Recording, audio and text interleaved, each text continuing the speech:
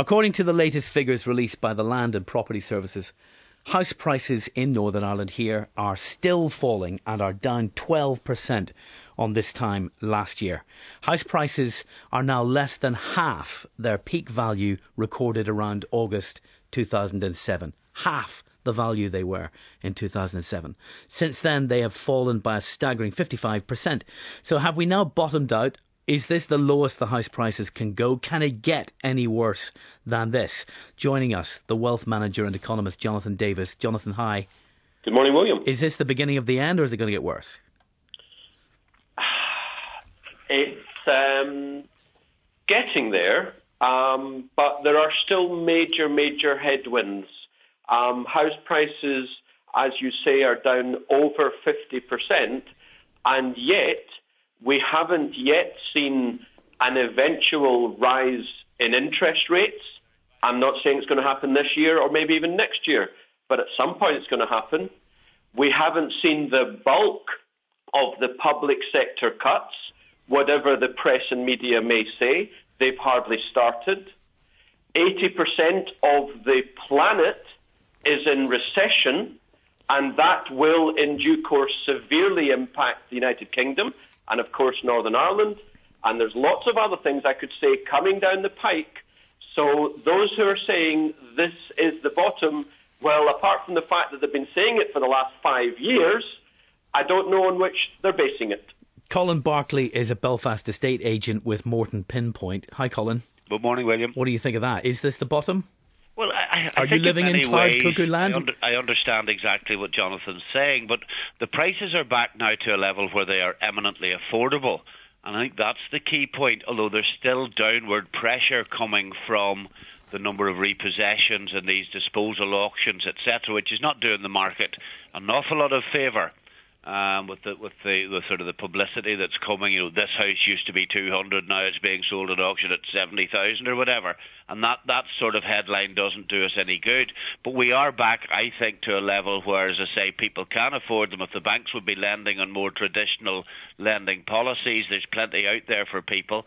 And I agree with Jonathan. Some agents have been saying for years, it's starting to improve, and they're simply trying to talk the market up. But I'm talking from real recent experience and the number of sales that we've been having. Well, he's talking from real experience too, isn't he? Oh, yes, I accept that. But as I say, it's just, I've heard all these comments before. Well, the thing is, Jonathan Davis has been pretty much right all the way through this story. Mm-hmm. Yeah. You guys in the estate agent world obviously have you have an interest in talking up the market a bit, don't you?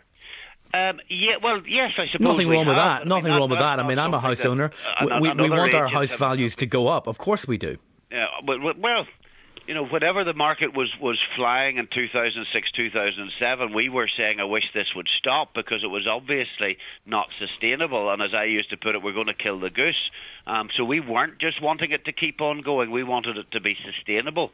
Other agents have, in my view, been more guilty about trying to talk the market up. We've always tried to be realistic about how things are and tell it as it is. But estate agents were getting a percentage in all those big figures. Yes. So, you wanted to sell as much as you could, didn't you? Of course we want to sell. I mean, our job as estate agents is to get the best possible price for our vendor client in any market conditions.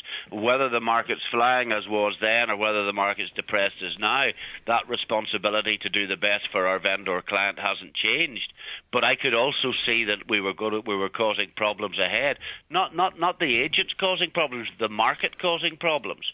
I mean, William, at the end of the day, if I put your house on the market at £150,000, expecting to get that sort of figure, and suddenly, because of market conditions, 5 people are bidding madly and it's now at 200,000, as the owner, are you going to say put a stop to that? Not at all. Be a very happy man. Jonathan? Yeah, and so that's what was happening. We can only work within the marketplace, and if you've got 5 people bidding, the only thing we can do is be fair to each of the 5 of them and give them each an equal opportunity. Jonathan, William, we're talking about the dynamics of how this all happened, but is he in denial about where it's going? Is he in denial? No, I'm sure he's an astute businessman. I'm sure he's not in denial, but I question anyone who can be positive in any way, shape or form about the housing market in Northern Ireland. Without a shadow of a doubt, he is right. and it's a sliver of accuracy when he says that houses are affordable, and it's a fair point. However, rents are also affordable, and whether or not you can afford it is only part of the question, because if in the process you lose money, well, I don't think that's been particularly wise. And going down to the absolute numbers, people should read that report. It's all over the web. It's very easy to find. It's very good report, I hasten to say. And it seems to me that semi-detached properties have what they call a standardised price of about £105,000. And yet, asking prices all over Northern Ireland, certainly in Belfast, are £160,000 to £180,000. Clearly, something's not right.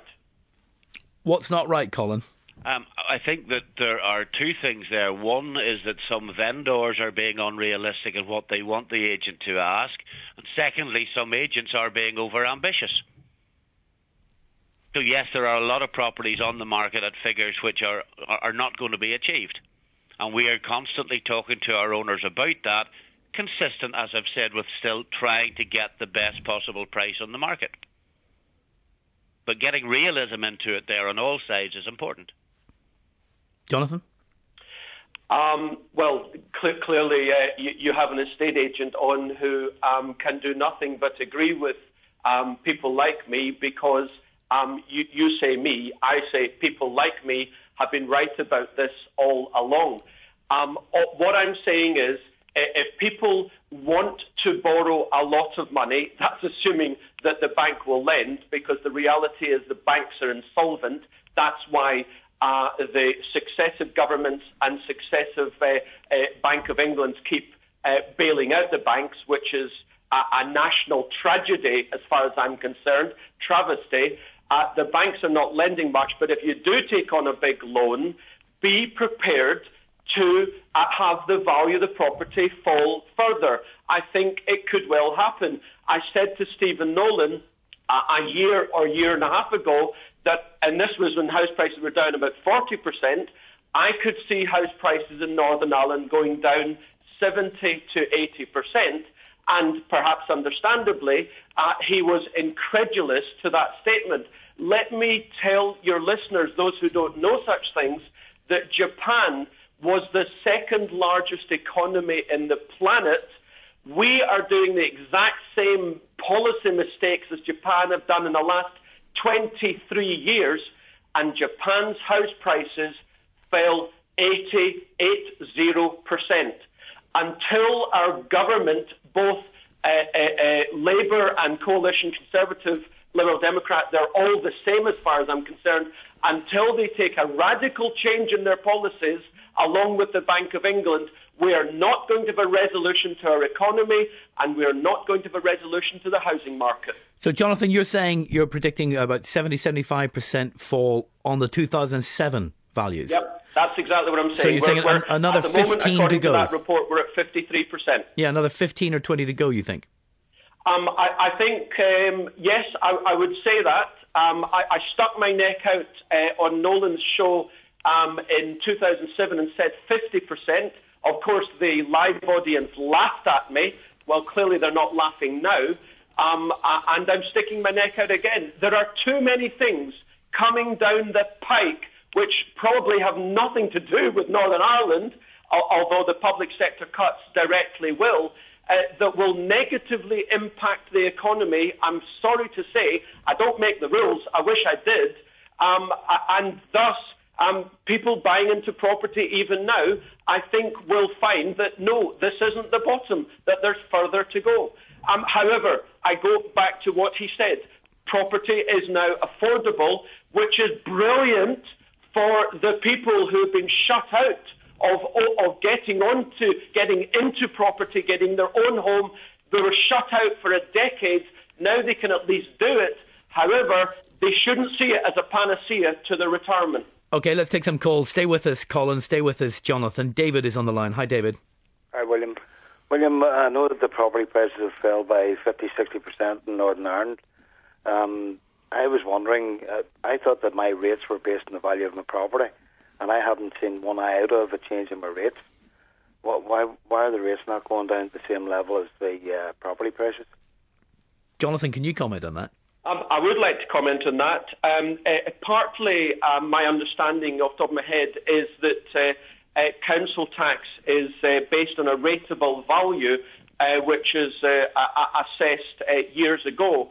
And whether or not the council tax is based on a value or not, ultimately, government finances are, pardon the phrase, shot to hell. Thus, you will find that governments, whatever colour of government, will be taxing us through the nose to cover up their own decade after decade mistake. So do not expect that local or national taxes will fall, because they won't. Thanks very much, David. Niall, good morning. Morning, William. How you doing? Just interesting, the focus on property prices, home ownership getting on the ladder. I'd like to say something for the thousands of listeners this morning who will never own a property, who are paying exorbitant rent. A larger proportion of people's salaries are going into rent than ever in history. And it's a huge driver in the rise in the cost of living, which is driving down the price of other things like food, which then is getting all the way down to the farmer. There's a huge impact due to the fact that since the 80s, there has been, primarily in Great Britain, but now also in Northern Ireland, a confected housing shortage, a deliberate housing shortage that has massively inflated the value of the houses, especially people who own several properties. And, Gordon Brown helped fuel that by giving more interest rate relief, tax relief on the interest on buy-to-let mortgages, because it's a good parlour trick to play when the rest of your economy is dwindling to inflate your housing bubble. Thank you, Niall. Bill, good morning. Good morning. My comment really relates to the prices of houses and how they're achieved. When we're talking about the housing market, a lot of the time it's sort of referred to as existing stock on houses that are already built and for sale, and the price is sort of derived from that. But any new houses being built, the surveyor's cost or surveyor's value at the moment that they put on a new property, sometimes just about and sometimes not even, covers the material cost to build it. And it means then when the bank valuation comes through, it can actually be the market value that they put on it is actually less than it would cost the person to build it. And you're negative equity before you move in? Well, okay, it's all right. If you don't plan to sell, that's fine. Yeah. But trying to achieve a mortgage, loan to value on a very low figure, which is based on repossessed local properties, it's just driving it down. Where does that stop? Very good. Thank you, Bill. Some interesting points there. Jonathan, let's take that point about rental values first of all. People are increasing. The rental market is increasing. Some of those figures are sustaining, aren't they? Well, that's what the media would have us believe. I think it's massively skewed. The national prices that we see for rents massively skewed by prime central London, which absolutely has held up. But I can tell you, even in the home counties around London, rents have fallen since 2007, and around the country, rents have fallen. In fact, interestingly, recently, I did a search for BT postcodes and my own postcode in Hertfordshire, and the rent that one would pay in Belfast is like the house prices, a half of what one would pay for rent in Hertfordshire, just the other side of the M25. So I don't get this point that rents have held up where house prices have fallen. No, it's simply not the case. And similarly, if you can buy cheaply, you can also rent much more cheaply than 5 years ago. Niall, you still there? Still there. If you look at the overall trend since 1970, the inflation in rent has been absolutely colossal and outstripped any other inflation in commodity or asset prices. It's a huge jump up in the cost of rent since 1970, and people are struggling, seriously struggling. William, and when you have welfare benefits about to be cut to people who've got nowhere to go in Northern Ireland, that's a much bigger crisis than people sitting in negative equity. Jonathan. Right, okay. Very briefly, if we want to go back a generation or so, then we need to look at the context of what's happened. And the gentleman has clearly outlined it. But the big issue is that since the 1970s, we've had two major changes in our economy. Interest rates kept falling because every time the governments, whatever colour they were, messed up, they reduced interest rates. And interest rates in the 70s were just short of 20%. Now they are half of 1%. They cannot go much, if at all, lower. Secondly, the amount that banks loaned went up and up and up over a generation, so that debt got into a bubble. Where we are now, or the last few years, and where we're going forward for the next generation, is that interest rates will rise and debts will fall. I can tell you, long term, there is no way that's going to be positive for either rents or house prices. Let me ask Colin about the rental market, if I can. Colin, sure. Are you seeing an increase in people who want to rent rather than buy? Yes, I think there are a lot of people who, in the normal traditional sense, would have bought, who are now looking at rental as being a viable option. I think that the supply and demand side, though, the supply side of the rental chain is also a lot higher because so many people bought 5-6 years ago on the investment side. A lot of properties which owners haven't been able to sell, they've said to us, maybe we'll rent it for a year or two. So the supply side is strong as well, and that means that in some areas there's a little bit of pressure on the actual rental figure. The one change that I see happening here is that we've always very much had a home ownership culture in Northern Ireland. And the European model, of course, has always been more in terms of rental. And I think we're going to have a longer-term rental market coming in, because at the minute it's normally buy or rent in a sort of 12-month rolling lease. And I can see people wanting to put roots down and rent it for longer. Jonathan, is that your prediction as well? No, I think, I'm sorry, I'm going to use the word, I think that's total rubbish.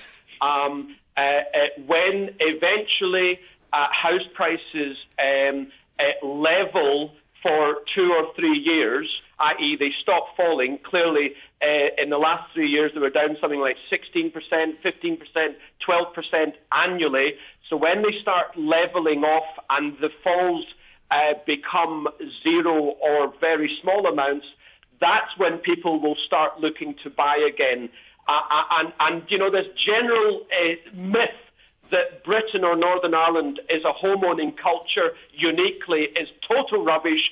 Half of the countries in Europe have a higher percentage owner occupation than the UK. As I say, when house prices finally bottom out, we will be buying, everyone will be buying, because they will be like kids in a candy store, buying at a ridiculously low prices. Colin, I don't think there's anything you two agree on today. Well, I think we both agree that the market needs a big shake-up. We both agree that the market is not great. I certainly cannot see another 25% drop in prices, so I hope Jonathan is very wrong in that. He said about sticking his neck out at 50% some years ago. Well, let's hope that figure was the correct one, not his readjustment of that. And as I say, I think there are people now who are looking at rent as a viable option rather than purchase, and I think that will change slightly the culture over the period. I'm not saying it's going to go totally the other way, but I do think that rental is something that people are now looking at. Final comment on this. Final comment. Sorry, Jonathan, we're nearly out of time. Jonathan, rentals. Jonathan, sorry. Very briefly, that basically the longest lease you can get is 3 years.